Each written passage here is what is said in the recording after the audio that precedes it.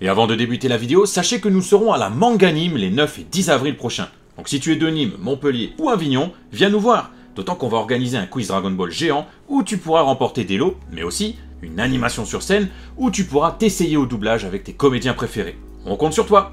Yo tout le monde, bienvenue sur la chaîne de Les Wemax. Aujourd'hui on va vous parler de One Piece avec un nouveau jeu qui vient tout juste d'être annoncé, un nouvel univers qui sera précisément lié à l'univers d'Oda. Ah ouais. Et quand il a vu le jeu qu'on va vous présenter,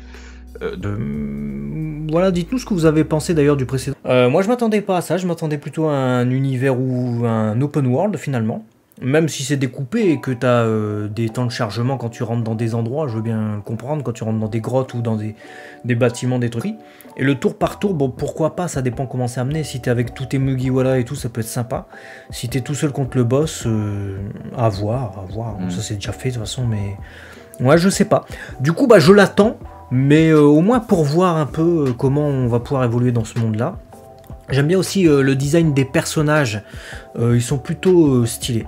Je trouve, hein. Autant les gars sont stylés, autant les meufs elles sont jolies aussi, et autant tu reconnais quand même l'univers comme tu l'as dit en introduction avec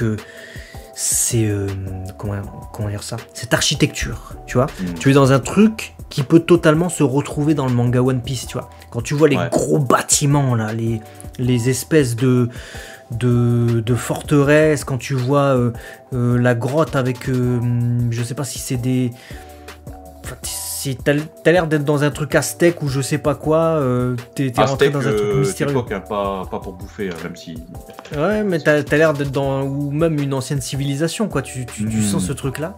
Et ça, c'est un truc qu'on a beaucoup dans One Piece. Donc ça peut être plaisant, surtout si on trouve des poneglyphes et tout ça, et qu'on apprend des trucs, hein, même sans que ce soit lié à l'œuvre originale, ça peut être des bonus qui peuvent être sympas. Je pense que t'auras même des poneys qui griffent, vu les animaux qui ont été créés. Vu les animaux, c'est possible, surtout que tu te fais courser par des pingouins, je sais pas si t'as vu. Ouais, mais j'adore, hein. Les monstres, en fait, j'ai vraiment l'impression de voir des monstres qu'on a pu découvrir sur des vieilles îles pétées.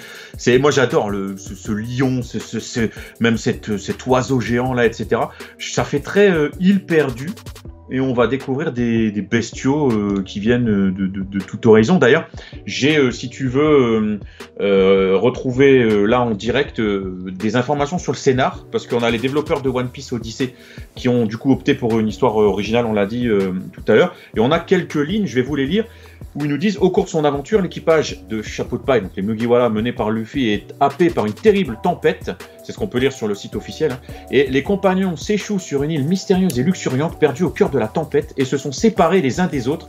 L'équipage embarque pour une nouvelle épopée. Au programme, une faune sauvage exceptionnelle, des rivaux menaçants et des rencontres incongrues avec les habitants de l'île. Et apparemment, c'est Luffy qui devra retrouver tout le monde, tous les Nakama, au sein de ruines mystérieuses avec des rebondissements inattendus, ce que tu soulignais là. C'est l'arc Wano en fait, c'est le synopsis de l'arc Wano. Ouais, c'est l'arc. Synopsis du début de l'arc Wano, c'est ça, hein, je sais pas si vous vous souvenez. Après, j'ai envie de dire, moi ce qui m'a beaucoup surpris, le truc peut-être même en fait qui m'a le plus surpris dans ce trailer, c'est le Sunny totalement ravagé en début de... en intro. Quoi. Au début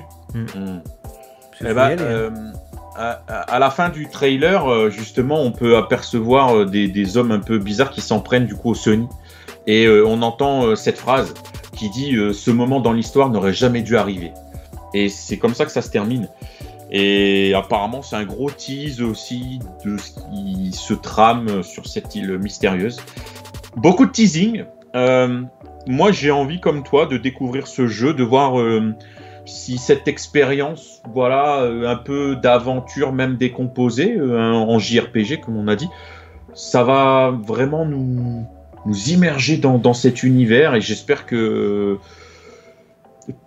tout l'aspect, comment je peux dire ça, méticuleux, que j'ai l'impression de ressentir, parce que bon, apparemment, le jeu est en développement depuis quoi, 3-4 ans, vu ce que Oda dit. On sent qu'il y a un souci du détail sur les looks, tu l'as dit, sur les animaux, sur les lieux, sur l'environnement, pour qu'à première vue, on ressente cet univers. Et je suis très curieux de me dire, putain, ça va... Putain, j'ai envie d'être plongé dedans. Donc je pense que le rendez-vous sur Twitch, on peut le prendre, frère. Oui, bien sûr, on pourra tester le jeu. Après, j'espère juste que ça sera pas aussi pourri que ce que les gens disent du dernier opus. Effectivement, Le fait qu'Oda soit investi dedans, bon, c'est un gage de, comment dire, de fidélité par rapport au travail sur le manga. Maintenant, c'est pas un gage de qualité. Ça, il faut bien différencier. C'est les développeurs qui font le jeu vidéo. Et évidemment, le mangaka, s'il est pris dedans, il va dire « Ah ouais, c'est génial, il faut jouer ». Il va pas te dire « Non, ça pue la merde, les gars, n'y allez pas ». Déjà, il y a des billes à se faire sur le truc. Sinon, j'avais un mot à dire également sur les personnes qui accueillent les Mugiwara d'habitude sur les îles. Souvent, c'est des filles. Vous avez remarqué Rebecca, Vivi, Otama, peut en faire 150 comme ça. Là, c'est un gars. Mais, à la toute fin du trailer, on a quand même une silhouette, j'ai l'impression, féminine qui vient vers le chapeau de paille. L'ombre également semble être un indice. Et puis, ça coupe. Voilà. Donc, on aura encore un nouveau personnage qui va nous être présenté prochainement. Pour le moment, on connaît que ce gars-là, les pingouins, les espèces de griffons géants, là. Et puis, rien à voir avec Gryffondor. Non, mais c'est déjà pas mal. Ouais, non, bah écoutez, on peut terminer aussi sur une bonne nouvelle qui va être rassurante, parce que tu parlais de gages de qualité. Ce qu'on sait, c'est que donc Ilka, qui est la société qui s'occupe du développement de ce jeu-là... Et non pas Milka qui fait du chocolat, rien à voir. C'est pas la même chose. Ilka ne fait pas du chocolat, mais c'est ceux qui se sont occupés du remake de Pokémon Diamant et Perle. Donc pour le moment, ils sont pas très mis en lumière, on sait pas trop ce qu'ils sont capables de faire, mais ils se sont quand même bien entourés, parce qu'entre Oda, entre l'effort qui est donné à l'image, et surtout, moi c'est un truc que j'ai noté tout de suite quand j'avais vu le trailer, c'est qu'on va avoir du coup Motoi Sakuraba, c'est imprononçable son nom, mais bon c'est comme ça, à la bande son. C'est celui qui avait fait les musiques de Dark Souls ou de tous la saga des Tales of. Et généralement, les musiques elles sont bien prenantes. Donc normalement, j'espère du moins qu'on a tous les ingrédients pour nous faire un beau repas et un jeu de qualité. J'espère. Je me méfie. Ouais. Je ne suis pas aussi,